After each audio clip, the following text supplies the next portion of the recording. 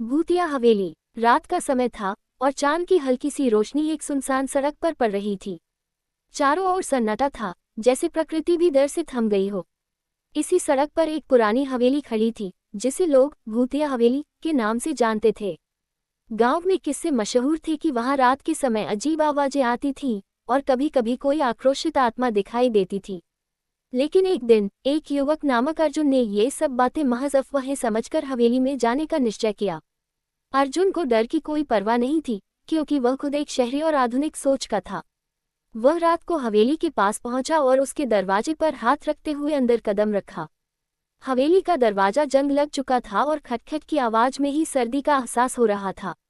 जैसे ही अर्जुन अंदर गया, वहां की हवा ने उसके शरीर को झकझोर दिया। पुरानी लकड़ी की फर्श पर उसके कदमों की आवाज गूंजने लगी। अर्जुन ने एक एक कमरे का निरीक्षण करना शुरू किया। हवेली के भीतर का माहौल अजीब था।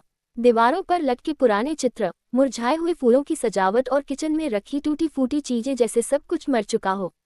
अचानक अर्जुन को एक कमरे से जोर की आवाज सुनाई दी, जैसे किसी ने आकर दरवाजा बंद किया हो। अर्जुन डरते हुए उस कमरे की ओर बढ़ा। जैसे ही उसने दरवाजा खोला, अंदर की रोशनी झपकी और एक आकृति सामने आई।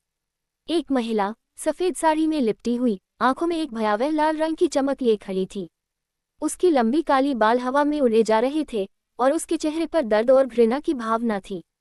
अर्जुन कांपते हुए एक कदम पीछे हटा, लेकिन महिला की नजरें उसे एक पल भी छोड़ने को तैयार नहीं थीं।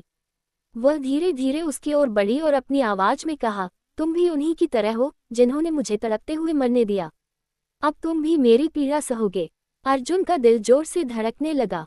वह किसी तरह दरवाजे की ओर भागा, लेकिन हवेली में दरवाजे मानो खुद बंद हो गए थे।